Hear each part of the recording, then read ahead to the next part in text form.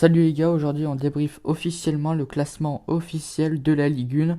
Alors on commence tout de suite, si la vidéo vous plaît n'oubliez pas de vous abonner, de liker, ça fait plaisir. Et en commentaire n'oubliez pas de me dire quel club vous supportez vous personnellement. Alors on commence par le Paris Saint-Germain, ils finissent premier, à peine 27 victoires pour le PSG, à peine 85 points pour le champion, 7 défaites. Je crois que les 7 c'est en 2023, vous me reprendrez en commentaire si c'est pas vrai. Et 4 matchs nuls, 4 petits matchs nuls, ça va. À peine 27 victoires, un jeu horrible. Christophe Galtier out, en tout cas je l'espère pour le Paris Saint-Germain, pour le bien de la France, pour le bien de la Ligue 1. Deuxième, on a le RC Lens qui m'a impressionné. Francaise, best entraîneur ever. Pas mal de matchs nuls, 9. 4 défaites, ça va vraiment, c'est pas beaucoup. Et 25 victoires, à peine 2 moins que le Paris Saint-Germain. À un point du Paris Saint-Germain, vraiment. Là, on pense au match, rappelez-vous, quand ils ont perdu au retour face à Paris, qu'ils ont eu un carton rouge assez tôt. Là, on se dit que ce match, il est regrettable parce que s'ils se prennent pas le rouge, ça se trouve, ça fait match nul, ça fait victoire, ça relance toute la saison. C'est une toute autre saison, mais bon, c'est pas grave. C'était déjà une très belle performance de la part de Lens qui aurait pu, sans ce désastre finalement arbitral, pas arbitral parce que finalement il était peut-être logique le carton rouge, vous me direz en commentaire, mais voilà. Peut-être que ça aurait été une toute autre saison pour Lens qui fait tout de même une très belle saison, c'est bien sûr à préciser, il faut pas l'oublier. Ensuite, on a Marseille, Igor Tudor. Igor, il dort sur le banc, les gars, vraiment. C'est en fin de saison, on s'endormait comme Igor Tudor sur le banc, vraiment. On s'endormait devant les matchs en fin de saison, vraiment. J'ai l'impression que vers la fin de saison, les joueurs eux-mêmes se lassaient du jeu. Et même moi, en regardant les matchs de l'OM, voilà, j'en avais marre, voilà. Les matchs de l'OM, ils devenaient ennuyants en fin de saison, donc heureusement, Igor Tudor, il part. Comme chaque année, l'OM va devoir rechercher un entraîneur pendant l'été. Comme chaque année, Pablo Longoria va pas pouvoir chômer. Les Marseillais, ils vont trembler là pour savoir qui va entraîner l'équipe. Apparemment, on parle de Marcelino, l'ancien entraîneur de l'Athletic Bilbao.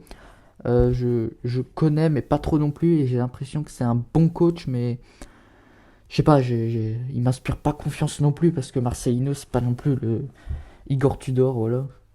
Mais bon, voilà, je sais pas comment l'expliquer, mais j'aime bien Marcelino, mais pas tant que ça, quoi, voilà. Mais on verra. Igor Tudor, je l'aimais pas tant que ça, et puis finalement, il nous a impressionné. En tout cas, l'OM, c'est quand même assez décevant. Je les attendais deuxième comme la saison dernière, et finalement, bah, pas du tout. Ils finissent troisième, assez loin finalement de cette deuxième position. Ensuite, en quatrième place, on avait, c'est là où le multiplix était le plus chargé, j'ai envie de dire, parce qu'il y avait cette place à l'Europe, cette quatrième, cette cinquième et cette sixième place. Quatrième place pour Rennes, qui a enchaîné 4 victoires dans les 5 derniers matchs, comme vous pouvez le voir. Voilà, Rennes c'était largement plus décevant, bien sûr, que la saison dernière. C'était largement plus décevant. Bruno Genesio était largement plus décevant. Son équipe aussi. Son jeu était un peu moins alléchant, un peu moins joli à voir. Mais bon, ils arrivent quand même à faire quatrième. Ils vont à nouveau jouer l'Europa League. Maintenant, ce que je demande au club français, c'est que c'est bien de se qualifier en Europe, mais maintenant, si tu veux te qualifier en Europe, ben joue l'Europe, quoi. Joue l'Europe à fond au lieu de faire tourner pendant les matchs face au Shakhtar Donetsk, etc. S'il te plaît, va jouer l'Europe.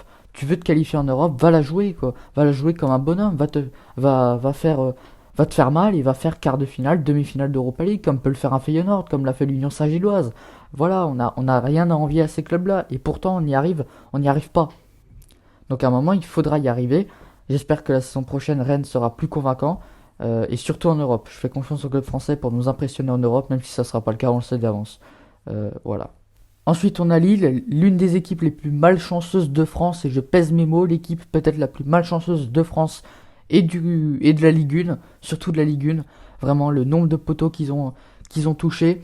Voilà, c'est un incroyable Cabella, un jeu magnifique. À Paulo Fonseca que j'adore, j'avais dédié une vidéo à lui, si vous voulez la voir, elle est toujours disponible bien sûr. Mais voilà, j'adore Paulo Fonseca depuis longtemps, j'admire son travail, j'admire toujours son travail après avoir vu ce, ce qu'il a fait cette saison tout simplement. Voilà, quand tu sors d'un Lille Gourvenec, rappelez-vous de Lille Gourvenec. Donc voilà, il y a eu du chemin de la part effectué par Paulo Fonseca et Lille, parce que quand tu sors une saison avec Gourvenec, vraiment, je pensais pas qu'ils allaient jouer une qualification européenne, et finalement ils terminent cinquième, ils ont très bien joué. Un incroyable Paulo Fonseca, une belle équipe, malchanceuse certes, mais je pense qu'ils ont un truc à jouer en Europe, et peut-être avec moins de malchance, quelque chose, un podium à jouer en Ligue 1. Et donc, pareil, un quart de finale d'Europa League peut-être à jouer, ou une demi, si il y a un peu plus de chance. On enchaîne avec le très décevant Monaco de Philippe Clément. Maintenant, j'aimerais le dire honnêtement, Philippe Clément, il faut qu'il parte, retourne en Belgique, mon gars, parce que vraiment, c'est horrible ce que tu nous as fait en fin de saison. Monaco, ils ont choqué en fin de saison. Ils auraient pu finir quatrième, ils finissent sixième. Heureusement qu'ils vont pas nous représenter en Europe, parce que comme chaque année, ça aurait été éliminé au barrage par le Shakhtar Donetsk, avec un but contre son camp de Ruben Aguiar, voilà. Ça, on connaît maintenant. Laisse la place aux meilleurs. Philippe Clément dehors. Monaco, ça doit se renouveler. Monaco, ça doit faire jouer Wissam Ben Yedder, qui est le meilleur joueur finalement de Monaco, mais qui joue pas tous les matchs. Vraiment, c'est assez bizarre. On sait qu'il a des problèmes avec les coachs, mais au bout d'un moment, c'est pas le... Wissam Ben Yedder, à ce que j'ai pu entendre, c'est pas vraiment le problème, parce que il y a Benoît Tremoulinas qui parlait sur l'équipe et qui disait justement que Wissam Ben Yedder c'était un bosseur, un travailleur, il discutait jamais des décisions. Donc au bout d'un moment, il faut choisir ses entraîneurs en fonction des joueurs. Voilà. Je pense que Wissam Ben Yedder, il doit être dans la discussion vu que c'est le capitaine, de choisir entre guillemets l'entraîneur. Voilà, pour moi c'est le centre du projet, c'est le mec qui marque le plus de buts, c'est le meilleur joueur. Au bout d'un moment, soit tu lui fais confiance et tu choisis un joueur qui a un entraîneur qui est calibré par rapport à ce joueur-là, qui est le meneur de ton équipe et le capitaine de ton équipe, ou soit tu le vends et tu construis une équipe un peu plus homogène finalement, mais si c'est déjà une équipe très homogène, t'arrêtes de faire de l'achat-revente. Vraiment, il faut... Parce que Monaco, ils ont de l'argent. Donc pas besoin de faire de l'achat-revente. T'achètes, tu vas, finalement, tu les poses sur la table en Europe. Sauf qu'ils le font jamais. Tu poses... voilà, tu prends Philippe Clément, voilà. T'enchaînes les mauvaises décisions finalement. Donc à un moment, tu arrêtes, tu repars de zéro, et tu me fais un bon championnat. Tu te qualifies en Europe, et tu te fais une campagne européenne. C'est pas facile, certes, mais je pense qu'au vu du budget de Monaco et au vu de l'équipe, ils peuvent le faire sincèrement, quoi, voilà. Après, on a Lyon, il y a eu pas mal d'améliorations depuis l'arrivée de Laurent Blanc, je suis assez optimiste, surtout que maintenant il y a un largement plus gros budget par rapport à ces dernières années où Jean-Michel Aulas n'avait plus beaucoup d'argent dans les caisses. Voilà, là, il y a John Textor, il va investir, on l'espère. J'espère qu'ils vont la jouer intelligemment avec un bon projet sportif. J'espère que Laurent Blanc va rester, continuer d'améliorer cette équipe, continuer d'améliorer ce centre de formation. Enfin, pas de l'améliorer, mais de sortir des jeunes qui peuvent faire évoluer l'équipe de France et surtout Lyon. Voilà, c'est une équipe qui, je pense, est à suivre la saison prochaine. Et en tout cas, j'espère qu'ils sauront se qualifier en Europe par rapport aux dernières années où ils n'ont pas été qualifiés, tout simplement. Ensuite, on a Clermont, l'une des équipes qui m'a impressionné vraiment à la base. C'est 19e budget de Ligue 1, je crois. Et finalement, bah, ça fait 8e. C'est vraiment la preuve que c'est une équipe, voilà, que c'est une équipe qui travaille super bien. Avec son président depuis 2019, Ahmed Scheffer notamment, qui fait un énorme travail. Pascal Gatien, entraîneur depuis 2017, qui te fait un énorme travail. Le jeu n'est pas dégueu. Voilà, le jeu est même bon, je trouve. Les résultats sont présents. Ils font 8e de Ligue 1. Qui aurait cru que Clermont aurait fait ça? Ils ont battu Paris, ils ont battu Nice, ils ont battu Lyon. Que demande le peuple? Vraiment, les supporters clermontois, ils ont de la chance et j'espère que ça continuera comme ça pour Clermont.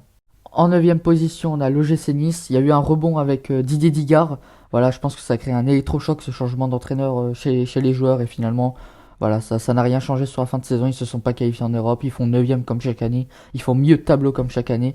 Au bout d'un moment, je demande de l'amélioration. Parce que vraiment, c'est honteux finalement. C'est honteux de faire ça.